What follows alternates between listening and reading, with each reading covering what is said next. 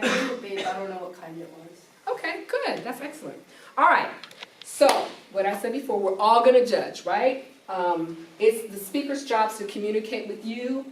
It's not your job to be a debate expert. So, it's their job to present the debate to the thinking man or woman or the student. And so they're going to present it to you, so we're all going to judge. So we're all capable. So that's all of us, right? So parliamentary debate is based on how they do it in the British House of Parliament. Okay, so if you've ever watched C-SPAN or that kind of thing, they're very, it's a very boisterous kind of engaged kind of debate where the audience and everybody participates in it. It's very lively, right? It covers a wide range of topics, so current events, social issues, philosophy. They tend to be a little bit more witty than, let's say, a policy or team policy debate or Lincoln Douglas. It's a little bit more funny. And so a little bit more engaging, entertaining. So that's kind of the type of debate that we'll actually do during the camp, right? So the sides of a parliamentary debate, you've got the government side and then you've got the opposition side, right? And the government, there's two people. They're the prime minister and then member of government. And then for the opposition side, and they oppose whatever the government's coming up with, you have a leader and then a member of the opposition. So the debaters did not choose the side of the resolution that they were going to debate. So we're going to assume that they're passionate about whatever, but we told them to be passionate about that side, right? So they're just, their job is to convince you of the side that they were given. So the round structure. So typically for parley, it's a little bit longer. We actually shortening it, right, for this demonstration, so it's not too long. So it's a 6 minute, 6 minute, 6 minute, 6 minute constructive. So the prime minister is over here, right? The prime minister speaks, and then the leader speaks, and then the member of the government speaks, and then the member of the opposition speaks, and then that second red line there means the debate kind of changes focus a little bit, and then you have the rebuttal. So you have the building phase of the debate, the constructive. If they're building their argument, they're telling you why you should vote for their side, right? And there's a little bit of kind of back and forth, but the second part is the rebuttal. So they're saying, I'm not going to add any new reasons why, but I'm going to just refute or rebut what the other side is saying. So they shouldn't add anything new for the second half, right? So again, we've kind of modified this a little bit, so it's a little bit shorter. And so it's going to take about 35, 34 minutes or so. And there's no prep time between speeches. So they're doing their prep time now. And so as the debate is happening, there's no prep time. So they have to get right up and start speaking. You know, someone says something that they think, oh man, I should have said something in my speech. They just have to kind of keep going, right? There's no prep time between speeches. Okay, let's do this, click.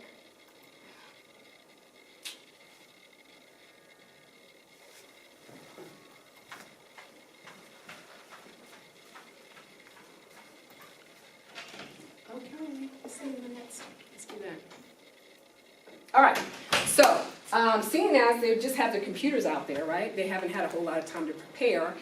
They're going to use a wide variety of support. So in the time that we're giving them, they're furiously out there maybe looking on the internet. They're using their own kind of body of knowledge that they have in their head. And so they're trying to get evidence from the internet, right, a source. But they may not be able to get something that in this short period of time. So they're going to use all kind of things to support their argument. Come on in. Welcome. So they're going to use all kinds of things to support their argument, right? So logic, definitions, quotations, examples, applications, analogies, and any kind of evidence that they can bring, they're going to go ahead and bring that. But just know that since they have a limited prep time, they're going to use what they have. And again, their job is to convince all of us that their support is best, right?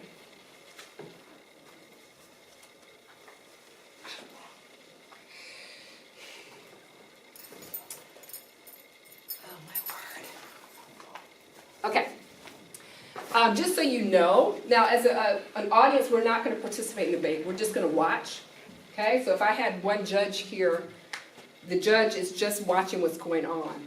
But just to let you know kind of how parley happens, there's a thing called points of information. And so if I'm standing here and I'm the leader of the opposition, for example, and I'm talking, I've got 6 minutes, right? And I'm making my constructive, I'm building my argument. At any time, or at certain times of my speech, the other side can get up and they can have a point of information. So I'm talking, so they're going to stand up and they may do this. Now I'm going to hesitate or stop what I'm doing and I'm going to recognize the person and let them either ask a question or say a statement. That's the point of information. When they're finished, they're going to sit down and I'm going to keep talking. Now I only have 6 minutes and I only have 6 minutes. So if I allow them to keep asking questions maybe 3 or 4 times, then I'm going to run out of time, right? So I have the control. I can either decide to not take any questions or to take like 2 or 3, right? I can choose to do that as a speaker. But just so you know that that's what's happening. Now, from a strategic or strategy standpoint, as a judge, if they don't allow any questions, then I'm going to go, I don't know, why aren't they allowing any questions, right? They should kind of allow and be able to speak to different points of information. That's just me as a judge, right? So, debater rises, waits to be acknowledged. Speaker can decline, timer does not stop. Okay, that's just so you know, that's what's happening. So for us in the audience, we're going to actually take notes because they're going to talk and they're going to speak pretty quickly maybe, and it's hard to remember by the time we get to the end of the debate what the first person said or, so we're going to take notes, and it's called flowing, right? It helps us to organize the ideas in a round. You can use either plain paper or I'm actually going to hand you one. You don't have to turn it in. This is totally for you. So if you say, something, a critique that you don't necessarily want the speakers to see, that's okay, they don't need to see it, right? It's just for you to kind of give you a remembrance of what's going on. And then if we were doing a formal debate tournament, you would kind of give them a ballot with a formal review of their performance, right? So note-taking kind of allows you to write down what you thought during the round. So flowing the round, so again, I'm going to give you a sheet that's similar to this. You've got columns, and again, you don't have to use this, but it's somewhat helpful. You've got columns, and the columns allow you to kind of keep track of what that person is saying. So if this is the Prime Minister, right, say we were talking about cats and dogs, I'm going to kind of write down what they're saying, down their column and keep track of it. What I like to do is if the Prime Minister is speaking here, and then the Prime Minister speaks again over here, I may do an arrow to say, yes, they already mentioned that, and to kind of tie their arguments together, right? So again, nobody's going to see this flow sheet. It's just to kind of keep your assessment of what happened organized.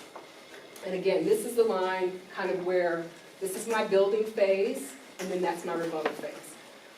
One other thing I want to say about this, as you can see, the Prime Minister and the leader of the opposition actually speak twice, and then the members only speak once, and that's okay, right?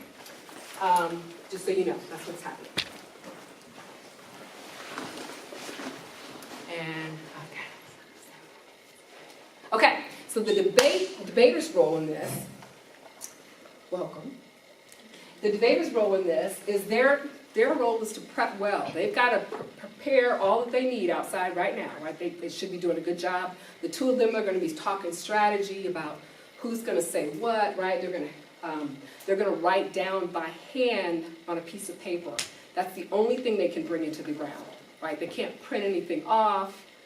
That's not how parley works. So whatever you write down and whatever you have in your head, that's what you're going to use for the round, okay? Their job is to make their ideas clear. If they kind of bring up a debate theory, which they probably shouldn't in this context, they should explain it. There's a lot of words like topicality and insolvency and big debate words. If they use those, they should probably explain those. They're supposed to organize their ideas and arguments so that it's easy for the audience and the judges to understand, and give you details of the topic. And then lastly, to persuade you how to vote and why, right? So our role as judges, we are to set aside our personal bias and knowledge of the subject, right? So our resolution was, Video games. Right. I was like, well, which one was it? Okay, video games are bad, right? Essentially. So as a parent, I might really feel like video games are bad. But if the other side convinces me that no, that video games have some good and more good than harm, then even though I might in my gut feel like, I should go with the team that presented the best argument, right? So we're going to set aside our own little thoughts on whatever it is and let the team that supported the best win the day, right? So we're going to decide which side best supports their position. So when the round is over, and we've got about 4 more minutes, don't talk with your friends, your sister, your dad. Just keep it to yourself, right? We're not going to influence each other. And then I said fill out your ballot. We're not going to do that. We're going to make it really simple. We're just going to, I'm going to give you a little slip of paper and let you vote. We're going to keep this very simple. Again, just judge based on what was presented inside the round, right? And set aside our own little thoughts on life. And the other thing is, or for adults especially, you know, we've been on this earth a long time. I've been on this earth a long time, much longer than most of you. And so, you know, sometimes we think, oh my gosh, you know, what do they know? But, you know, we're just going to let the teenagers and the students and the young people present what they know and judge based on that, right? And be prepared to vote for a position I don't personally hold. So, with that, I want to answer a few questions about this parley round that I'm going to start talking about the camp before they walk in. I've got a little bit of time. So, any questions on parley? Everybody's good. So when I hand you a sheet of paper, you're ready. Everybody? Everybody's good? Okay, good. That is awesome. That's awesome. All right, so I'm going to hand you all a piece of paper. I know some of you have like a hard surface to write on. If you've got a notebook in your book bag, bring it out because it's, you know, a little bit easier to write. I don't have any clipboards. And my lovely assistant, Mrs. Cruiser, she's going to hand out. Thank you.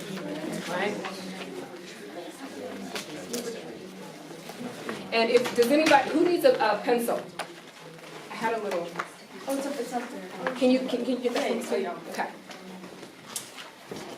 All right, so folks that need a pencil pen, I just grabbed what was in my house, so just, some of the pencils probably chewed on or whatever, but just, you know, get a clean one.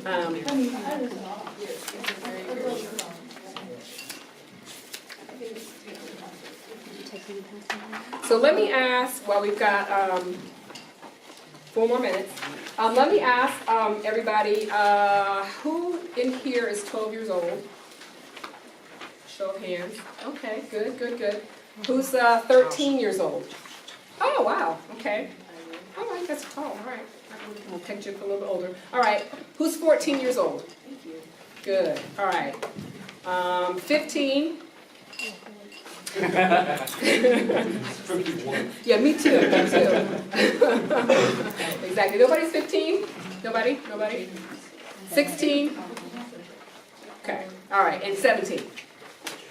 All right, good. We have 18. 18? You 18? Yes. Okay, are you graduating? Yes. Oh, congratulations. Yay. Okay, good job. All right, so we got our flow sheet. Are there any questions? As I'm looking at the flow sheet, are there any questions before I call these guys in here in about 3 minutes? There's always the 2 people on a team, right? Yes, always. Well, for this type of debate, yes. For Lincoln, Douglas only has 1 person on the team. So for Parley, 2 people on a team. Okay, I'm going to talk about the debate camp really quickly, and then I'm going to have them come in. All right, so the debate camp, again, we talked about week A, week B, so June, essentially June and July. And I think I got the locations right. So the week 1 will be here in Town Community Church, yes. And then in July, it will be at, it's called Harvest Community Church? No, this is the This- church. Oh, okay. All right, so not that. Ignore that, but it will, we'll let you know. So really, what we're trying to do is to allow kids to learn about debate, try it, fail, right? You know, it's hard. Update their techniques, and then try again. And we're going to keep doing that whole process during the whole week. You know, learn something new, try it, go, oh, that didn't work, or let me change this, and then try again. All right? That's what we're going to be doing for the whole week. So, I'm part of the staff of the camp, and Justin Shu, which some of you all know, he's going to be spending his, he's starting at the University of Georgia in the fall. Yay! He's a smart young man. He just does a great job with debate, as you'll see. He's going to be on staff, and then Harrison, David Milton, he's going to be on staff as well. Then we will also pull in Josie, who will, as we need to, who's sitting here. She's going to be at the University of Georgia, and then another gentleman by name of Justin Burnett. And all these kids, they started where you all probably would start. They weren't very good. They weren't. I saw them when they were new. They were not very good. And then you'll see they're exceptional now. They're exceptional. They've been doing debate for years, and they've really worked on their craft and studied and failed and got right back up and did it again. So they're very good. They're very good. And I think, as you will see, the skills that they have in debate and thinking on their feet and crafting a logical argument and responding and being polite, these are skills that they're going to take into the rest of their life. Excellent, excellent, excellent. I have the highest regard for these kids. Oh yeah, and Joshua. And Joshua is only in the 9th grade, and he is exceptional. Like, he's just amazing. And I think part of the reason why he's so amazing so quickly is because he kind of was hanging out at debate tournaments as a youngster. And also Joseph is great as well. And he is only in the 7th grade, right? Yeah. All right, I'm going to call these guys in because they should be done right.